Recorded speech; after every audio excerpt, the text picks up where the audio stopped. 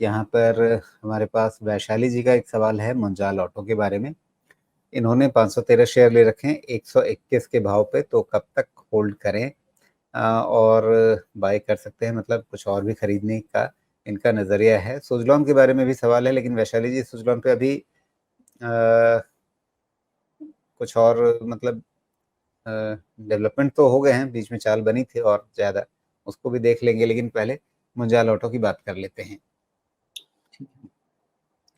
हाँ, मुंजाल में 513 shares at 121। तो आपने जहाँ पे लिया है वो जगह तो गलत नहीं है, लेकिन सपोर्ट भी वही है, फॉर्चुनेटली और अनफॉर्चुनेटली जो भी है। तो आपका ट्रेडिंग कितने समय के लिए है वो ज़्यादा मायने रखता है। अगर वेरी शॉर्ट टर्म है तो 121 on closing basis is the support जो आपको ध्यान रखना चाहिए। लेकिन जो पोजिशनल ट्रेडर्स हैं उनके लिए 110 के पहले किसी भी तरह का कोई कोई खतरा, डेंजर नहीं आता है। इन बिटवीन एक चीज़ और ध्यान रखेंगे कि मुंजाल ऑटो में एक करेक्शन ऑलरेडी ट्रिगर्ड है, और ये करेक्शन ट्रिगर्ड है जो कि 121 पे रुक जाना चाहिए।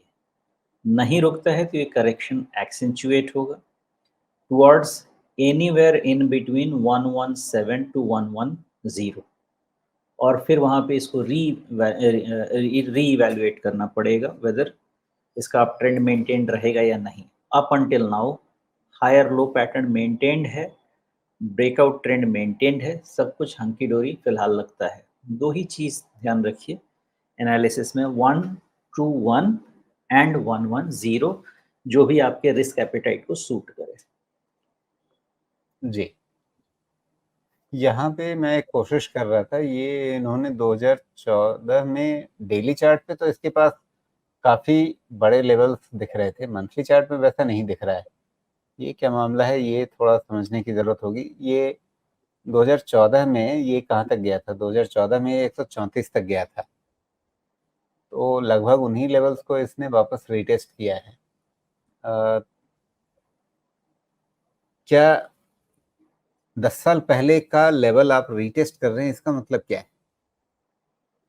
मुंजाल ऑटो आप देख रहे हैं ना? जी, तो मुंजाल ऑटो इंडस्ट्रीज। 2014 में 134 तो नहीं जा सकता ये, बिकॉज़ अभी तक तो 134 गया ही नहीं है कभी।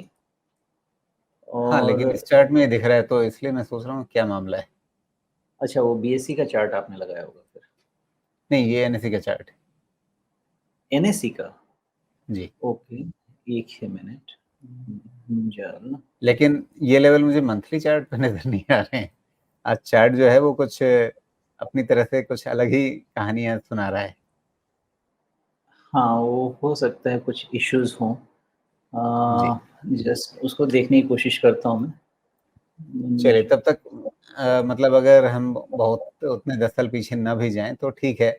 अभी बेसिकली इसने क्या किया है, 115 का रेजिस्टेंस पार करने के बाद फिर से एक नया ब्रेकआउट लिया है और उसमें थोड़ा-सा कूल ऑफ हो रहा है।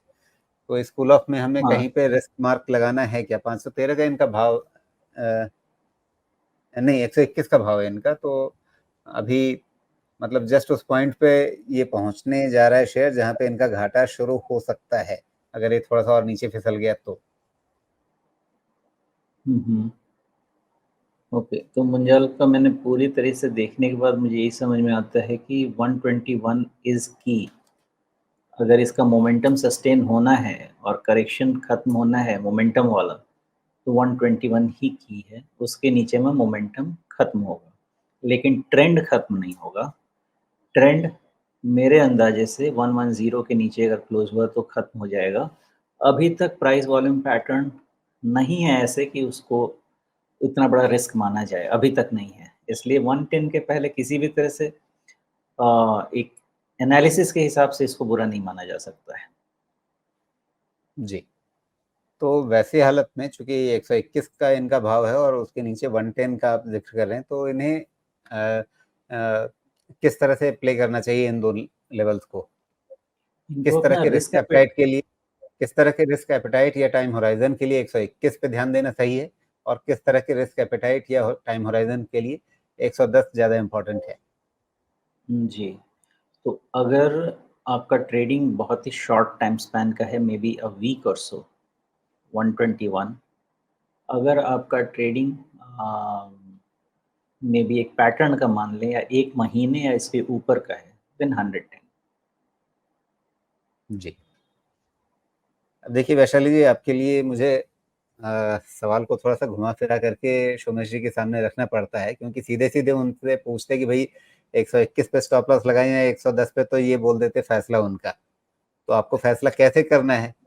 तो इसके लिए आपके सामने वो दोनों चीज़ें आप रखवा दी सोमेश जी से कि भई आप अपना देख लीजिए, आप अपनी अपने पर्सपेक्टिव से आप समझिए इस चीज़ को कि भई आपके लिए 121 और 110 में बेहतर रिस्क मैनेजमेंट लेवल क्या है, और फैसला आप कीजिए उसके आधार पे।